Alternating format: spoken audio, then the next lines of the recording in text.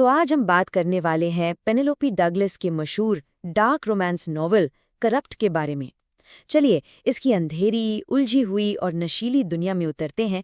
ये एक ऐसी कहानी है जो आखिर तक सोचने पर मजबूर कर देगी। तो शुरू किया जाए। तुम मेरे निर्माता हो लेकिन मैं तुम्हारा स्वामी हूं। इन पावरफुल लाइंस के साथ करप्ट की दुनिया में एंट्री होती है। ये सिर्फ एक कोट नहीं है, ये एक चेतावनी है।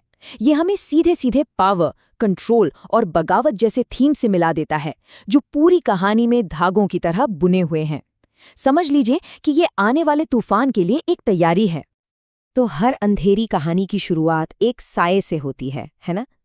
इस कहानी में वो साया है 3 साल पुराना एक राज, एक ऐसा राज जो हमारे मेन कैरेक्टर को आज भी चैन से जीने नहीं देता। तो मिलते हैं हमारी प्रोटैगनिस्ट रीका से। रीका की जिंदगी एक ऐसी भयानक घटना के साये में है जिसे वो चाहकर भी भुला नहीं पा रही। एक ऐसी रात जिसने सब कुछ बदल कर रख दिया, और उस रात की यादें बिल्कुल एक साये की तरह उसका पीछा नहीं छोड़ती। इस कहानी का जो नैरेटिव स्टाइल है ना, वो काफी इंटरेस्टिंग है। कहानी आगे पीछे चलती है, आज के दिन और 3 साल पहले के बीच। और ये सिर्फ स्टाइल के लिए नहीं है, इससे होता यह है कि मिस्ट्री धीरे धीरे लेयर बाय लेयर खुलती है और आखिरकार उस डेविल्स नाइट का सच सामने आता है। जरा इस सीन को इमेजिन कीजिए।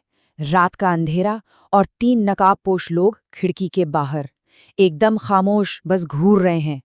ये सिर्फ एक डरावना मोमेंट नहीं है, ये एक मैसेज है कि वो वापस आ गए हैं और 3 साल पुराना खौफ एकदम से फिर जिंदा हो जाता है। तो अब वक्त है उन चेहरों से मिलने का जो इन नकाबों के पीछे हैं। ये हैं इस कहानी के अंधेरे बादशाह, एक पावरफुल ग्रुप जिसे द 4 हॉर्समैन के नाम से जाना जाता है। माइकल, काई, विल और डेमन, ये हैं द 4 हॉर्समैन। अपने हाई स्कूल टाइम में ये लोग आम नहीं थे, बिल्कुल राजाओं की तरह थे, अनटचेबल। लोग उन्हें पूछते भी थे और उनसे डरते भी थे।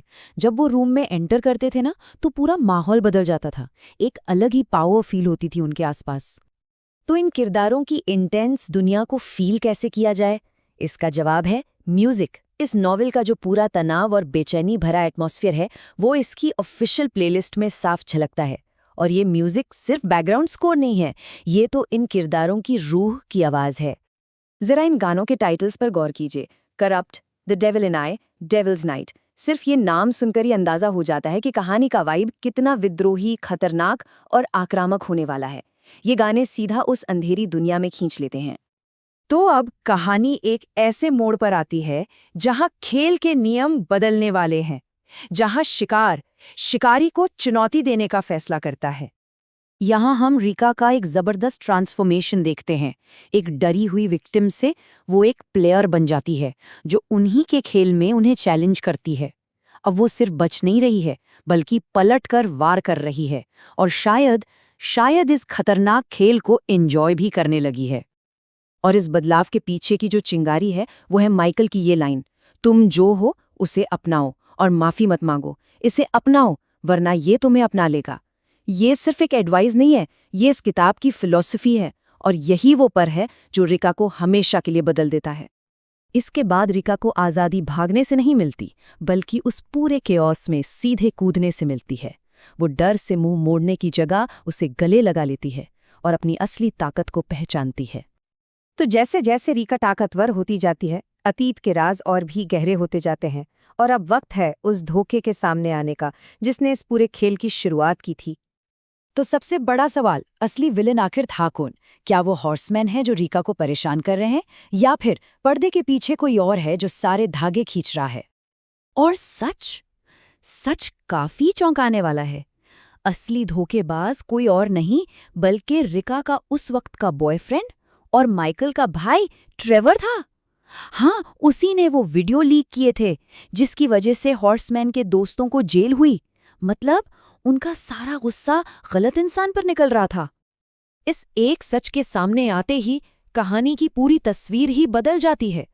सोचो, जिस इंसान पर रीका सबसे ज्यादा भरोसा करती थी, उसी ने उसके साथ सबसे बड़ा धोखा किया।